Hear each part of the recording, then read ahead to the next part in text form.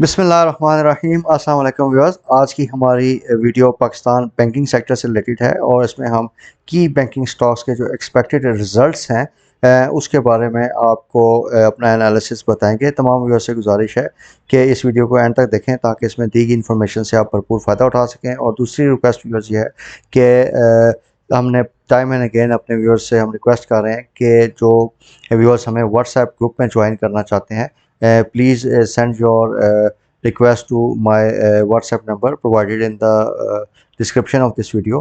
इसमें issue viewers ये आ रहा है कि जो YouTube के जो इसका मीडियम है, इसके थ्रू जो हम आपको इंफॉर्मेशन पहुंचा देते हैं, ये थोड़ा सा इसमें लैग आता है और उस लैग आने की वजह से जो प्राइस एक्शन होता है व्यूअर्स उसको कैप्चर नहीं कर पाते। तो व्हाट्सएप ब्रॉडकास्ट का बेसिकली हमारा ऑब्जेक्टिव ये है कि इसमें हम अपने व्यूअर्स या जो हमारे क्लाइंट्स हैं उन तक रियल टाइम बेसिस पे अपने मार्केट अलर्ट्स और इन्फॉर्मेशन पहुंचाएं ताकि जो रियल टाइम बेसिस पे प्राइस एक्शंस आ रहे हैं वो उससे बेनिफिट ले सकें। तो वो तमाम व्यूअर्स से गुजारिश है कि आप जो भी व्यूअर्स हमें व्हाट्सएप ग्रुप ब्रॉडकास्ट में ज्वाइन करना चाहते हैं वो अपना मुझसे कांटेक्ट कीजिए, मुझे एक व्हाट्सएप कर दीजिए। इंशाल्लाह मैं आपको इंक्लूड करके व्हाट्सएप ब्रॉडकास्ट में आपको ब्रॉडकास्ट जो है वो भेजना शुरू कर दूंगा। Thank you very much viewers for your support और टाइम। अब अपनी वीडियो शुरू करते हैं। तो आज हम बैंकिंग सेक्टर के जो की डायनामिक्स हैं उसको डिस्कस करने जा रहे हैं। तो व्यूअर्स इस क्वार्टर में यानी जुलाई सितंबर के क्वार्टर में हम बैंक्स की जो परफॉर्मेंस है वो काफ़ी बेहतर देख रहे हैं। और उसके साथ साथ ये जो फैटफ की डेवलपमेंट आ रही है, अगर पाकिस्तान फैटफ ग्रे लिस्ट से निकल जाता है तो इसका एक बड़ा पॉजिटिव इम्पैक्ट हमारे बैंकिंग सेक्टर पर भी आएगा। तो watch out for this sector. जैसे ही ये न्यूज़ आती है तो आप देखेंगे कि बैंकिंग सेक्टर में बहुत अच्छा प्राइस एक्शन आ सकता है। तो व्यूअर्स इसकी दो तीन प्राइमरी मेन रीजंस हैं जिसकी वजह से हम ये एस्टिमेट कर रहे हैं कि बैंकिंग की जो रिजल्ट्स होंगे इस क्वार्टर में वो अच्छे आएंगे। उसमें सबसे पहले रीज़न जो है वो नेट इंटरेस्ट इनकम की है।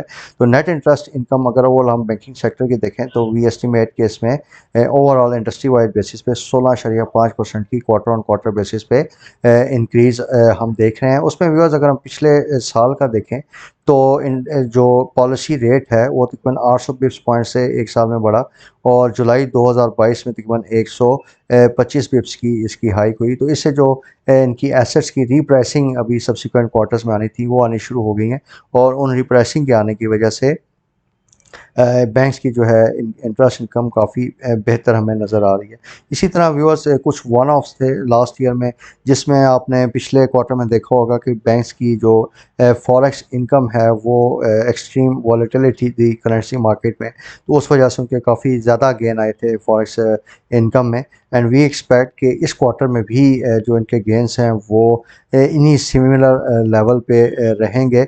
जो अभी स्टेट बैंक ने अभी थोड़े से एक्शंस लिए हैं वो towards later part of the quarter लिए हैं, तो उसका जो इफेक्ट आएगा वो अगले क्वार्टर्स में हम देख रहे हैं। लेकिन for this quarter we estimate कि इनकी जो फॉरेक्स इनकम है वो काफ़ी बेहतर लेवल पे आएगी। इसी तरह व्यूअर्स क्योंकि थोड़ी सी इकोनॉमिक अनसर्टनिटीज़ बड़ी हैं तो वी एक्सपेक्ट के जो बैंक्स के प्रोविजनिंग्स हैं वो थोड़ा सा इस क्वार्टर में बढ़ सकती हैं, बट ओवरऑल वी फील कि इसका इतना नेगेटिव इम्पैक्ट इनकी अर्निंग्स पे नहीं आएगा। इसके अलावा व्यूअर्स एक मेजर फैक्टर जो है जिससे बैंक्स की अर्निंग्स बढ़ रही हैं वो सुपर टैक्स से रिलेटेड है। अगर हम अप्रैल जून का क्वार्टर देखें तो बैंक्स का जो इफेक्टिव टैक्स रेट था वो तकरीबन 60 से 85% की रेंज में था वेरियस बैंक्स के लिए। अब इस क्वार्टर में हम एज्यूम कर रहे हैं कि इनका जो इफेक्टिव टैक्स रेट होगा वो कम होकर तकरीबन 50 टू 55% की रेंज में आ जाएगा। तो इस टैक्स रेट में कमी की वजह से भी इनकी अर्निंग्स बेहतर होंगी और ये भी एक पॉसिबिलिटी है कि ये इसी जो इनके पास फ्री कैश होगी इस टैक्सेशन में बचत की वजह से उसमें ये एक अच्छी पे आउट भी दे सकते हैं।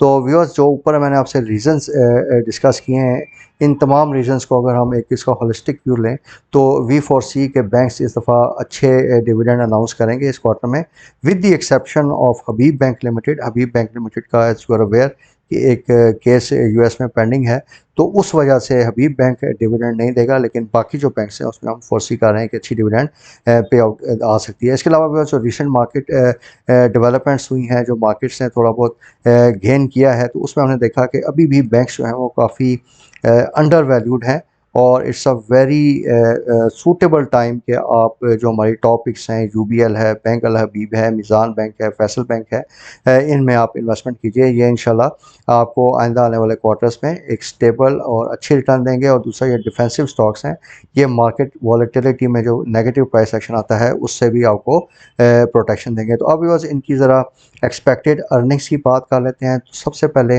अर्निंग पर शेयर की बात करते हैं। तो एमसीबी में व्यूअर्स हम 7 रुपये 90 पैसे की अर्निंग पर शेयर देख रहे हैं इस क्वार्टर में, जो कि अप्रैल जून के क्वार्टर में 1 रुपये 90 पैसे थी। और अगर हम इसको जुलाई सितंबर 2021 से कंपेयर करें तो इनकी अर्निंग पर शेयर 6 रुपये 70 पैसे थी। तो क्वार्टर ऑन क्वार्टर बेसिस पे, यानी अप्रैल जून को अगर हम कंपेयर करें विद जुलाई सितंबर, तो तकरीबन 3 गुना एमसीबी की अर्निंग्स बढ़ गई हैं।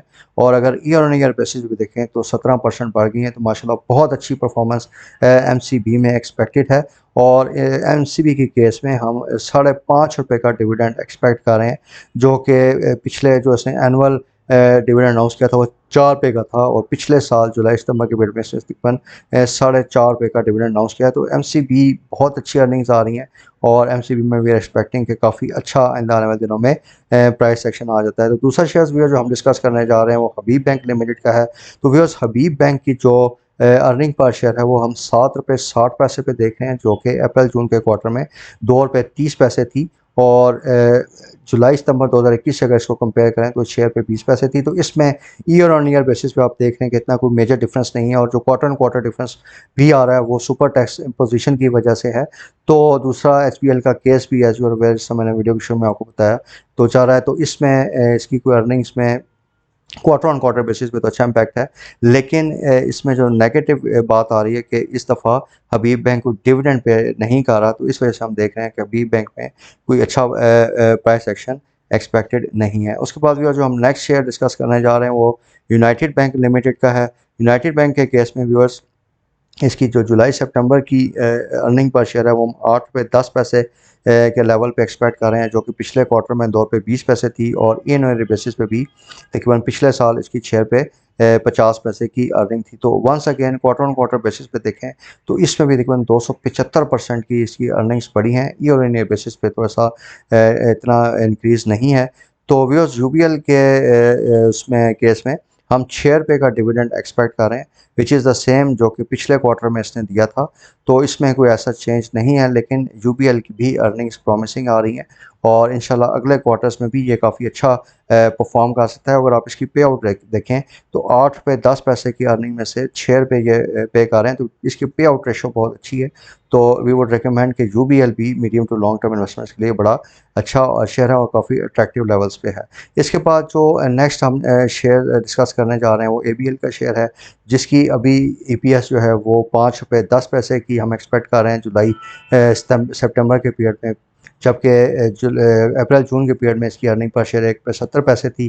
क्वार्टर ऑन क्वार्टर बेसिस पे 194% का इंक्रीज़ है। और ईयर ऑन ईयर बेसिस पे भी 34.5% का इसमें हम इंक्रीज़ कर रहे हैं। इसमें तकरीबन 2 रुपये का हम डिविडेंड एक्सपेक्ट कर रहे हैं। पिछले क्वार्टर में भी इसमें तकरीबन 2 रुपये का डिविडेंड दिया था। डिविडेंड पे आउट में कोई इतना ख़ास डिफरेंस नहीं है। लेकिन इसकी अर्निंग्स जो है वंस अगेन ऑलमोस्ट डबल हो रही हैं क्वार्टर ऑन क्वार्टर बेसिस पे। तो वी एक्सपेक्ट इसमें भी एक अच्छा प्राइस एक्शन आएगा। इसके अलावा व्यूअर्स, मिज़ान बैंक है, इसकी कल आई थिंक फाइनेंशियल अनाउंसमेंट्स आई हैं, तो आप उन अनाउंसमेंट्स को रेफ़र कर दें। उसको मैं इस वीडियो में इतना डिस्कस नहीं कर रहा, पर स्टिल इसकी भी एक प्रॉमिसिंग अर्निंग्स आई हैं क्वार्टर ऑन क्वार्टर और ईयर बेसिस पे भी। इसके बाद जो नेक्स्ट व्यूअर्स हम शेयर डिस्कस करने जा रहे हैं वो फैसल बैंक का है, जिसमें हम 2 रुपये 20 पैसे की अर्निंग पर शेयर एस्टिमेट कर रहे हैं। और पिछले क्वार्टर में इसकी अर्निंग पर शेयर जो थी वो 1 रुपये 40 पैसे थी। क्वार्टर ऑन क्वार्टर बेसिस पे इसमें 56% का इंक्रीज़ है।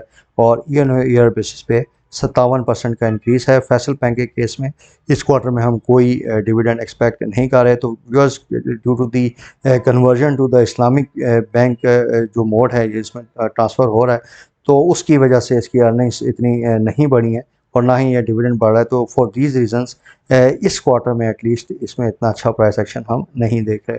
तो उसके बाद जो व्यूअर्स थर्ड शेयर है वो एचएमबी का है, जिसमें अभी हम ₹3.10 की अर्निंग पर शेयर एक्सपेक्ट कर रहे हैं और क्वार्टर ऑन क्वार्टर बेसिस पे इसमें तकरीबन 7% की इंक्रीज़ है। ईयर ऑन ईयर बेसिस पे 7% के इसके रिजल्ट्स माइनस जा रहे हैं। डिविडेंड पेमेंट इसकी नहीं है, तो देयरफॉर फॉर दीज रीजंस कि इसकी अर्निंग्स भी उतनी बड़ी और डिविडेंड भी नहीं दे रहा, तो इस चक्कर में हम इसमें वी विल नॉट एडवाइस कि आप इसमें कोई फ्रेश पोजीशन लीजिए। इसमें कोई अच्छा प्राइस एक्शन भी हम नहीं देख रहे। तो व्यूअर्स, जो लास्ट शेयर हम डिस्कस करने जा रहे हैं वो बैंक अल हबीब लिमिटेड का है और उसमें बेसिकली जो इस क्वार्टर की अर्निंग्स हैं हम ₹5.10 पे एस्टिमेट कर रहे हैं, जबकि अप्रैल जून में इसकी अर्निंग ₹4.20 थी। क्वार्टर ऑन क्वार्टर बेसिस पे तकरीबन 22.5% का इंक्रीज़ है। ईयर ऑन ईयर बेसिस पे 17.9% का है। डिविडेंड की कोई एक्सपेक्टेशंस नहीं है, इसलिए पिछले 3 क्वार्टर्स में कोई डिविडेंड नहीं दिया, तो फॉर दीज रीजंस इसमें भी हम कोई अच्छा प्राइस एक्शन नहीं देख रहे। तो viewers, based on the expected results